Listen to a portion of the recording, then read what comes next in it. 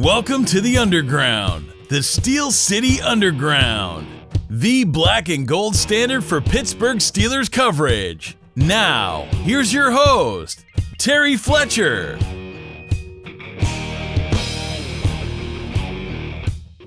Welcome everyone to the WTF podcast. My name is Terry Fletcher, and this is Steel City Underground. So we are in week 6 of the NFL. And it's interesting because we have quite a bit to cover actually in week 6. We got a win. So for the Steelers, we're pretty excited about that. And I thought they might actually let the Chargers back into it at the end. So that was a big WTF moment. I'm like, can we just continue this momentum of stopping them getting any points at all? But it was close as far as the very end. But, pulling out a win, I don't care how we did it. We were on our third quarterback, so with Devlin Hodges, better known as Duck, and he did a great job. But let's talk about what else happened on week 6 and just really look at, my goodness. First of all, Kansas City was handed their second loss in a row, and you can't win a game with 11 penalties and 79 yards on those penalties. I'm telling you, that was just quite the game. And they also had some controversy when it came to the referees, but I'll get to that in a minute. I think one of the things that's really funny as far as we think about a WTF moment is what's going on with the 49ers right now. They're 5-0. I think they played a lot of weak teams to start. But now everything you see with them is, yes, we're for real. Yeah, we are for real. And it's on Facebook and Twitter and, their Instagram account. And I just think it's funny that they have to tell people. I always think if you have to tell people how great you are, you're probably not that great. They're doing a decent job, but let's let them get against some teams who are pretty difficult, and we'll see what happens. But they're just excited to be where they're at. So we'll let them live in their own little world there. Boy, talk about the traffic. I was up in that area, Burlingame, San Francisco area for work recently. And it was when they had their Monday night game, and it was not fun. It was not a good time. So good for them, though. We'll see what happens with that. If you caught the Atlanta game, they played Arizona. It was a very high-scoring game. Got right to the end. And one thing, if you remember, and I feel bad for Matt Bryant, their kicker in Atlanta. He was called out of retirement because there's just no good kickers out there. I don't know if you've looked around, but kickers and quarterbacks right now are a premium. They should bring some of the soccer gals who just won the national championship. They should bring them in for some testing on kicking for a tryout. But he came out of retirement, and he missed an extra point. So they lost to Arizona 34-33. And it was in the last seconds, and the game was over. So it was unfortunate because it was something that he should have made. But he's got to be thinking, I came out of retirement for this. So that was kind of upsetting for that team. New Orleans and Carolina. So they're winning without starters in. What's interesting with this, and I always think of this as a WTF moment, for North Carolina, they have Drew Brees. For when you're dealing with New Orleans, they have Drew Brees. And so when you're dealing with Drew Brees, everybody knows he's going to be back. Teddy Bridgewater, good for them for re-signing him and, making sure they had a solid backup. But even though he's winning, I don't see them telling Drew Brees he's not coming back. They just signed him to a couple-year extension. But in Carolina, you've got Cam Newton, who's been hurt for over a year now, and he's been playing hurt, and he's been playing terrible. I mentioned on a previous podcast that he was like 0 for 8, including 2018. Well, Kyle Allen, their backup, their, draft pick, he's doing a fantastic job. He's not only 5-0 this year, but he has not thrown a pick since, last year either. So he also had a winning game last season in 2018. So that's going to be a controversy when he gets back, when Cam says, hey, I'm ready to come back. What are they going to do there? If Kyle Allen's still winning, isn't the whole point of the NFL winning? I remember the biggest thing, I think the biggest controversy when people talk about the hot hand was the Alex Smith, Colin Kaepernick thing in the 49ers years ago. they went with Kaepernick and he took them to the Super Bowl. Didn't win because, that bad call back then, and the Ravens end up winning. But you've got to be thinking about that, just thinking, and it's always now, that's the word, the hot hand. So it's just crazy to me when you see somebody getting their opportunity like Tom Brady did all those years ago, and Drew Bledsoe goes down with an injury, and it's the next man up. It is what it is. So it'll be interesting to see what happens with that. Ravens beat the Bengals, and the Bengals, they're just sad. They're 0-5. They were playing the 0-5 team. They beat them 23-17. They're 0-6 now. It was just sad. I can't wait to play them again. It's really sad what's going on there. Marvin Lewis has got to be like, told you it wasn't just me. And it's funny because I never hear the media say anything about Andy Dalton. Do you? I never hear anything. And he's terrible. So they can't just say, oh, well, AJ Green's out, so we don't have any, receivers. You've got Joe Mixon. You've got some receivers on that team. He's a running back, but you've got some playmakers on that team, and he's not the only, that's not the only person. You just don't have a good offensive line. You don't have a defense that's working, and it's pretty sad. The Cowboys, here's a WTF moment. Third loss in a row to the Jets, which means they always say that Jason Garrett, the coach, is now in the hot seat, and he is 3-3 now to a team that's 0-5. But I still think it's funny when I see how he, kind of stomped his foot on a bad call and threw down the challenge flag, and then he got tagged for that, so with a penalty. But what's interesting in these games is you have certain games where it's so blatant for the other team. And I'm noticing with the officiating, it seems like the teams they're favoring are the Cowboys, the Green Bay, and the Patriots. It's constant. And we're finally remember how, I don't know if you're realizing this, but the media tends to be very politically correct when it comes to former players, coaches who are announcing games. They try not to beat up on the refs or any of the NFL personnel, but not anymore. There was a game in Green Bay, and they won by a field goal, and there were two bad calls for illegal use of the hands to the face, and it was on Trey Flowers, and he had his hand on the player that he was defending, his shoulder. He was not on the helmet, and even on replay you could see it was on the shoulder, and they still can't defend that, or they can't review that. But it gave 2 first downs to Green Bay, and then they end up, kicking the winning field goal. But you look at traditionally what's going on with that. Trey Flowers, he's never been called on that before. Never been called for any kind of illegal hands to the face. He knows how to play. He's a vet in this league. And so Booger McFarland, who I don't like, but he was on Monday Night Football.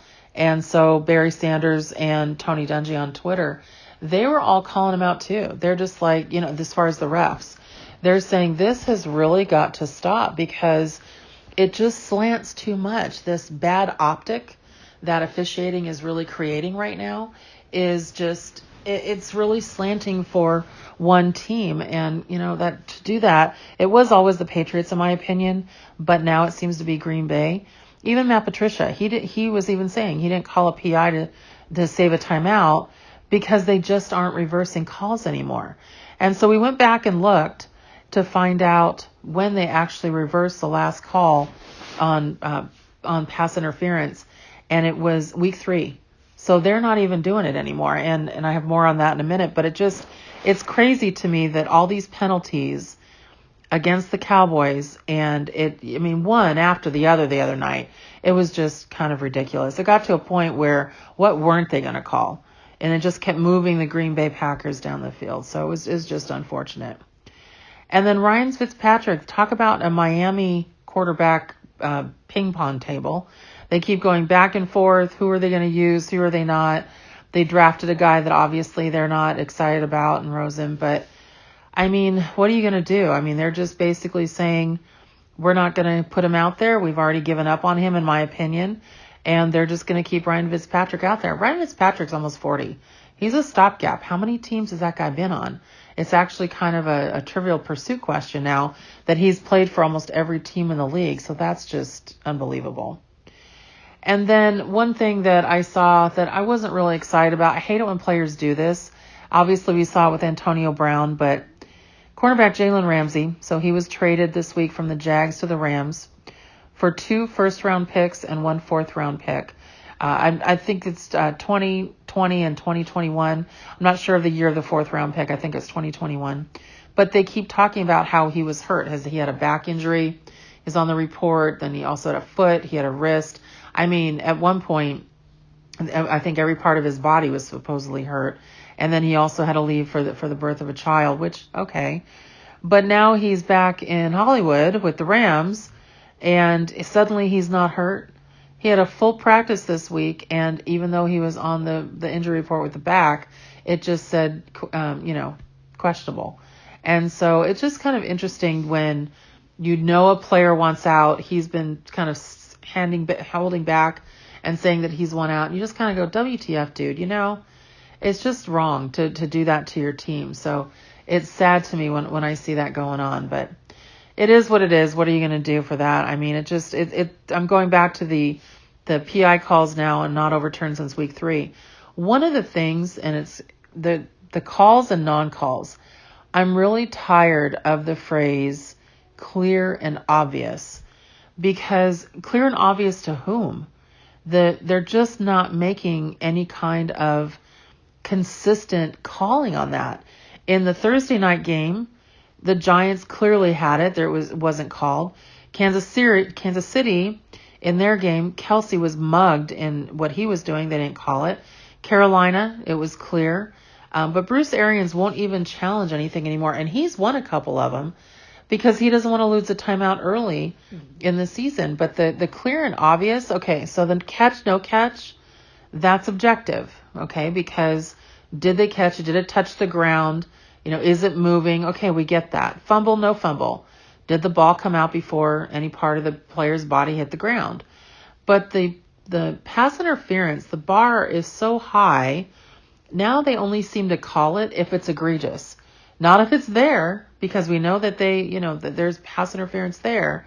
But it seems like they're only going to call it if it's, what happened in the New Orleans game, or if it's a completely, egregious pass interference call, instead of it just is what it is. And to me, if that's what the new standard is, that the bar, there's a bar for pass interference, it's not just a clear-cut rule, then just do away with it. That's not fair to teams. That's making such a big difference, and it's crazy.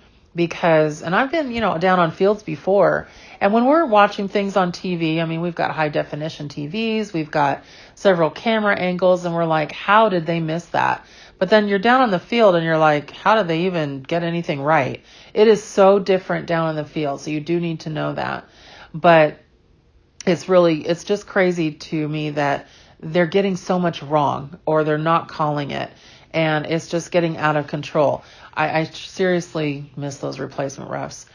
But something happened in the London game. I don't know if any of you were up at 6:30 in the morning over the weekend on Sunday. I was, and actually I've been gone 2 Sundays in a row now. First Sunday I was in Northern California for business for a week. And then last week I was and for this week, for week 6, I was in Portland, Oregon.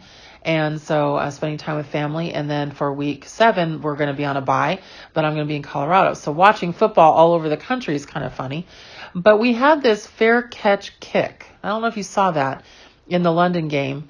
And it was pretty bizarre because the Tampa Bay Carolina, but the defense can't move until the ball's kicked. So, and it has to go. And so basically they got a free kick. Carolina did at the end of the half.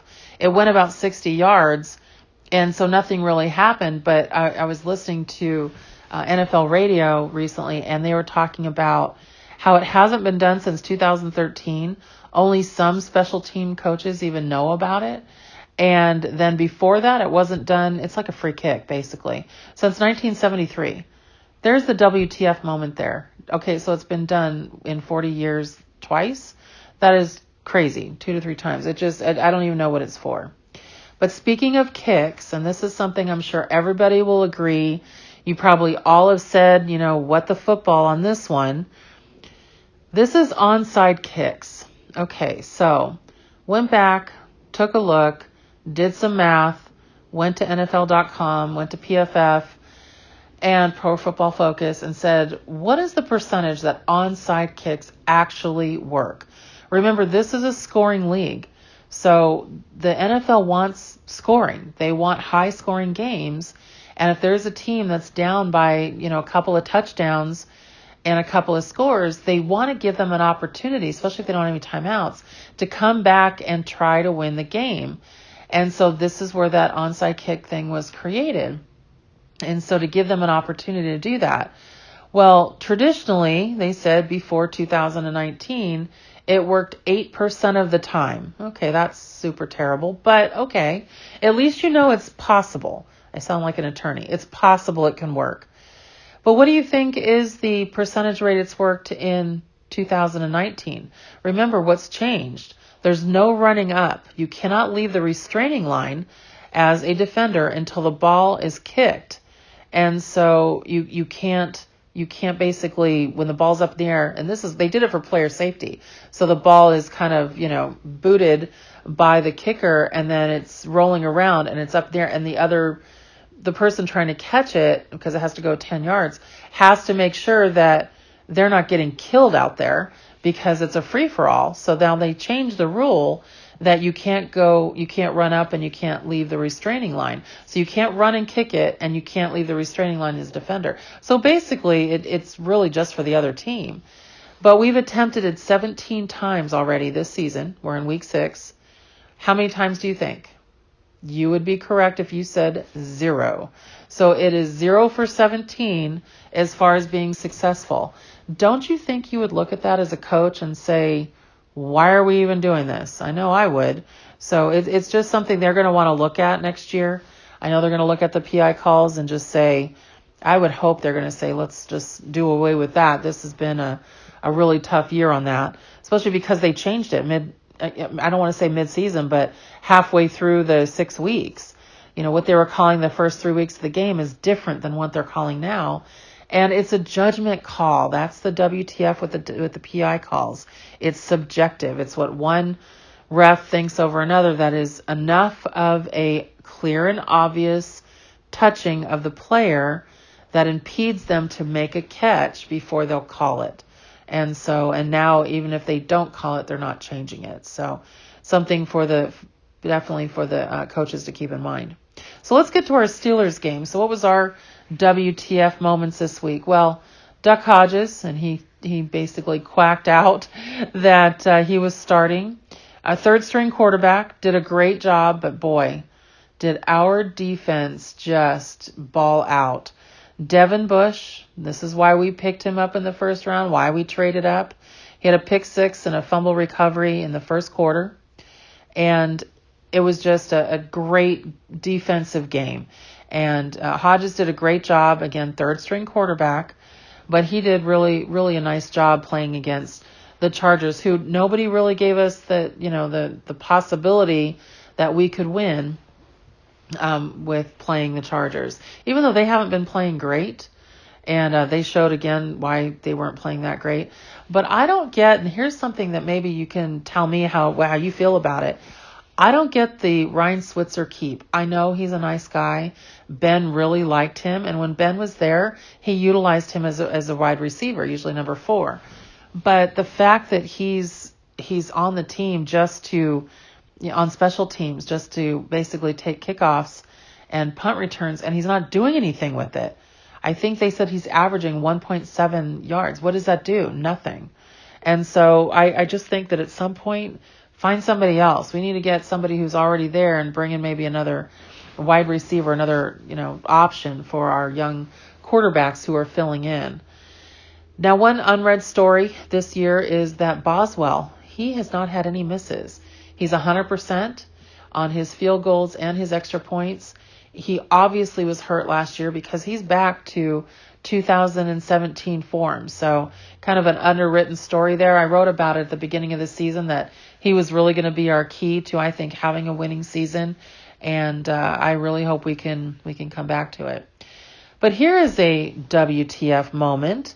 So at the end of the game, I don't know if you noticed it. Well, a couple of things that happened during the game, and I'll tell you about the end of the game. So apparently there was a DJ up in the booth for the Chargers, and they mistakenly played Renegade and then went into some Rick Astley song. But I was just like, oh, who did that? So somebody said it was some kind of a moment, but I don't know what kind of moment it was. But that sounds really funny to me. But the Dante Johnson hit to the helmet by Thomas Davis, did you see that? That was 4 flags on that play. And I was really happy that our player was okay, but I think that he's going to get a major penalty for that. I was like, oh, we heard that when I saw that happen. So that's definitely going to be a huge issue there. But one of the things, I want to call out our coaches on this Wildcat thing. Stop doing it. We're on our 3rd quarterback. We don't need anybody else getting killed. So please stop doing that. It's just not working right now. I understand that you did it, with Mason. We had a backup. We had a practice squad guy. Our next guy up, if we had to go to number 4, is Paxton Lynch. Stop doing the quarterback's Wildcat thing. That's just not a good idea. But here's the thing that happened at the very end of the game. It was on TV. You could see it. And I was like, boy, what happened? So Mike Hilton, one of our defenders, he was back there and he made a play. And Phillip Rivers grabbed his jersey and started to basically take him out like a bouncer leading a disruptor in a bar to the door. And nothing happened. There was no flag. There was no comment. They just let him do it. And to me, I was like, hey, what the football are you guys doing there and allowing him to do that? I realize he's got 9 kids and maybe that's how he treats one of his sons, but that's just not cool. So they need to call things like that. And that's unsportsmanlike conduct. So, Phil Rivers, I know you don't, use profanity or anything, but dadgummit, what the football were you doing? That's how he would say it. And then we have Mason Rudolph has cleared concussion protocol. He's our starter. Some of you may think because you really like the Duck that he, there's a controversy there. No, he is our 3rd round pick. He is our starter. Devlin Hodges is our backup. He did a respectable job, a good job. But he's our backup quarterback. And backup to the backup, let's face it. There's no, and Tomlin was clear. There's no, anything here. He was clearing concussion protocol after that, really brutal hit he took. But he's our starter, and our next game is on 10/28. It's another Monday Night Football game versus the 0-5 Dolphins. You just know TV is just like, okay, so 0-5 Dolphins against the 2-4 Steelers. Yay. I'm excited to see it because I hope we blow them out. So I'm pretty excited about that. But think about what our next games are going to be. I think we may go 5-1 in the next time span. I mean, we've got the Dolphins, the Colts, the Rams all at home, and one's on Monday Night Football. And we just don't really lose on Monday Night Football. Then we're at the Browns and the Bengals, and you know how we do there. And the Bengals are playing like crap. And then we have the Browns come back home. And I truly think that we could go 5-1. And there, I'm a little concerned about the Rams. That's my concern there. But do I think that with the personnel we have and with our defense has really stepped up that we can beat the Dolphins? Yes. We can beat the Colts. I do believe that at home. I even believe we can beat the Rams. They're not playing that great, especially because we're at home. And then the Browns and the Bengals away, I think we have a good shot there. And then the Browns coming back home. Patrick Mahomes, he's not doing great either. So we've got a really good shot at these next games to actually bring us, back to above 500. And, right now I know everybody's like, can we go to playoffs? Can we do this? Let's really baby steps. Let's look at winning games and hopefully get back to not having a losing season. I'd love to get to postseason, but let's be realistic. We're at 2-4. And we need to get to 3-4 and then 4-4 and just forward motion. And so hopefully that's where we're headed. But as far as a WTF week, I just think it was such a good win. It was just really great to just beat a team that nobody thought we were going to beat in the Chargers and to do it on the road. So that's a really big deal. I'm so happy that our current quarterback, Mason Rudolph, is out of concussion protocol, and that we have a respectable backup to the backup. So I think everybody should be really excited about the week. We're now on a bye, so we have everybody that is now going to be getting healthy, and I'm bummed for Tuitt because he was having a really good season, really, all pro season. So the fact that he had to go on IR is a bummer, but it looks like, we got some guys that are stepping it up. I really think that, Minka Fitzpatrick and Devin Bush and Joe Hayden's even making plays out there. It just looks like we're doing what we need to do to win games. And our defense is going to have to be the defense of the 70s and to really pull this off and to get back to where it needs to be. Just be really excited that right now the AFC North is really weak. So, we're tied for second or we're in third, but we haven't played the Browns yet. With the Browns, and the Ravens are sitting at the top at 4-2, but let's face it, we don't have those 2 fumbles, and we're sitting at the top. So those are not on any of our quarterbacks. Those are on one on running back Connor and one on Juju, are 2 of our best players. And so we don't have those. We're back, and also obviously some of the refs calls that we got in some games. So we're playing well, and I think that our big WTF moment is, come on, guys, what the football are we doing? Let's get another win. So looking forward to that. Everybody have a great week and enjoy your bye. And we'll talk to you next time on the WTF podcast. See you next week. We would like to thank you for listening and remind our listeners to follow us on social media and our website, www.steelcityunderground.com.